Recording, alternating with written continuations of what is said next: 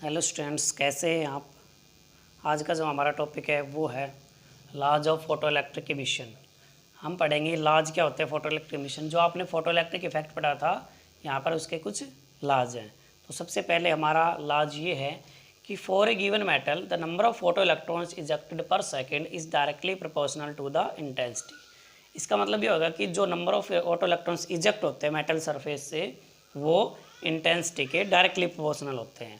मतलब ये होगा कि जैसे हमारे पास ये कोई भी मेटल है और यहाँ से हम क्या करते हैं उसकी कोई स्टेबल फ्रिक्वेंसी की लाइट डालते हैं तो यहाँ से इलेक्ट्रॉन क्या होते हैं इजेक्ट हो जाते हैं। तो हम यहाँ पर क्या करें, ये जो हमारे पास लाइट आ रही है इंसिडेंट लाइट, इसकी इंटेंसिटी को क्या कर दे इनक्रीज कर दे, बढ़ा दे।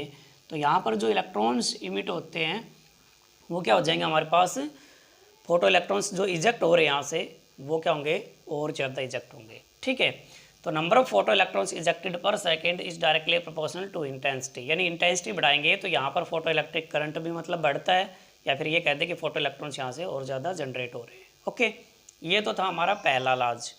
सेकेंड हमारे पास ये there is a certain minimum frequency below which no emission of photo electric possible, it is called threshold frequency. ये है कि अगर जो हमारे पास थ्रेशोल्ड फ्रिक्वेंसी है उससे अगर फ्रिक्वेंसी कम है तो वहाँ पर फोटो इलेक्ट्रिक इमिशन पॉसिबल नहीं होता है, उसको बोलते हैं हम थ्रेशोल्ड फ्रिक्वेंसी। इसका मीन्स ये होगा कि जैसे हमने एक ग्राफ बनाया था, उसमें ऐसे ग्राफ था, तो ये आपके पास थ्रेशोल्ड फ्रिक्वेंसी, यहाँ पर हम फ्रिक्वेंसी ले रहे थे, ये आपके पास यहाँ पर इस साइड में जो आपके पास कट ऑफ पोटेंशियल था, कट ऑफ पोटेंशियल। तो यहाँ पर हमारे पास क्या था कि इससे यहाँ पर इस पॉइंट पे देखिए यहाँ से ऐसे चल रहे हैं, तो यहाँ पर कट ऑफ पोटेंशियल क्या है आपका 0 है। ये देखिए कट ऑफ पोटेंशियल क्या है 0। तो वो मिनिमम फ्रिक्वेंसी जिस पे फोटो इलेक्ट्रिक करंट पॉसिबल नहीं होते, ये कह दे कि वो मिनिमम फ्रिक्वेंसी जिस पे कट ऑफ पोटेंशियल 0 हो जाए उसको बोलते हैं हम थ्रेशोल्ड फ्रिक्वेंसी। और वहाँ पर अगर ये फ्रिक्वेंसी जो हम फ्रिक्वेंसी लेते हैं और वो अगर ग्रेटर होती है तो ही पॉसिबल होता है। अगर हम ये कहते हैं कि न्यू नॉट ग्रेटर है फ्रिक्वेंसी से तो वहाँ पर थ्रेशोल्ड फ्रिक्वेंसी से वहाँ पर पॉसिबल नहीं होगी, क्योंकि ये ग्रेटर है और ये कम है। इसके कारण से यहाँ पर ये जो फोटो इलेक्ट्रिक एमिशन पॉसिबल नहीं होता है। ओके, नेक्स्ट जो हमारे पास ये होता है कि above the threshold frequency the maximum kinetic of electrons is depend on the frequency and independent of intensity. यानी जो हमारे पास मैक्सिमम काइनेटिक एनर्जी होती है वो फ्रिक्वेंसी पे तो डिपेंड करती है और इंटेंसिटी पे डिपेंड नहीं करती है।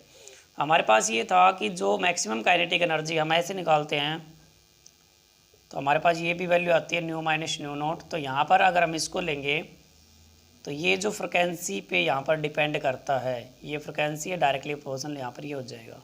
ठीक है, तो इस पे तो डिपेंड करता है और इंटेंसिटी पे डिपेंड नहीं करता। हमने एक ग्राफ बनाया था, उसके अंदर ऐसे था, यहाँ पर पॉजिटिव पोटेंशियल था आपका, इस साइड में नेगेटिव पोटेंशियल था। तो यहाँ से जो वैल्यू हम ले रहे थे, ऐसे ग्राफ बन रहा था ऐसे, तो इस साइड में जो इंटेंसिटी हम I1 I2 I3 वैल्यू लेते हैं यहाँ पर, तो इस सभी में जो करंट आ रहा था आपके पास क्या था, बराबर था, कांस्टेंट हो जाता है। एक बार बढ़ रहा था फिर बाद में वो कांस्टेंट हो जाता है, मतलब सैचुरेशन कंडीशन में हो जाता है। और फिर नेगेटिव पोटेंशियल देते हो तो वो धीरे धीरे कम होने लग जाता है। तो यहाँ पर देखिए पोटेंशियल के लिए, सारे पोटेंशियल के लिए यहाँ पर ये जो वैल्यू इंटेंसिटी, अलग अलग इंटेंसिटी के लिए बराबर वैल्यू आ रही है। तो ये इंटेंसिटी पे डिपेंड नहीं करता और जो अलग फ्रिक्वेंसी होती है उस पर डिपेंड करते हैं। ठीक है, नेक्स्ट हमारे पास ये है कि photo electric emission is instantaneous process. मतलब फोटो इलेक्ट्रिक इमिशन जो होता है एक ऐसा प्रोसेस होता है जो इंस्टेंटेनियस होता है, मतलब तुरंत होने वाला प्रोसेस है। ठीक है, जल्दी से होने वाला प्रोसेस होता है। इसके कारण से क्या होता है कि जैसे हमारे पास ये होता है मेटल सरफेस ये हो गया, और जैसे ही हमने यहाँ पर फोटोन डाले या सुटेबल फ्रिक्वेंसी की लाइट डाली वैसे इलेक्ट्रॉन क्या हो जाते हैं यहाँ से बाहर हो जाते हैं। लगभग यहाँ से इन दोनों के बीच में लगभग 10⁻⁹ सेकंड जो टाइम लैग होता है दोनों के बीच में, फोटोन और इलेक्ट्रॉन के बीच में। ठीक है, तो यहाँ पर इसलिए ये इंस्टेनियस प्रोसेस होता है, मतलब जल्दी होने वाला प्रोसेस होता है, तुरंत प्रोसेस होता है। जैसे ही आपने स्टेबल फ्रिक्वेंसी की लाइट डाली वैसे ही इलेक्ट्रॉन यहाँ से इजेक्ट हो जाते थे। ओके, तो गाइज ये था हमारे पास laws of photo electric emission. तो मिलते हैं हमारे नेक्स्ट वीडियो में।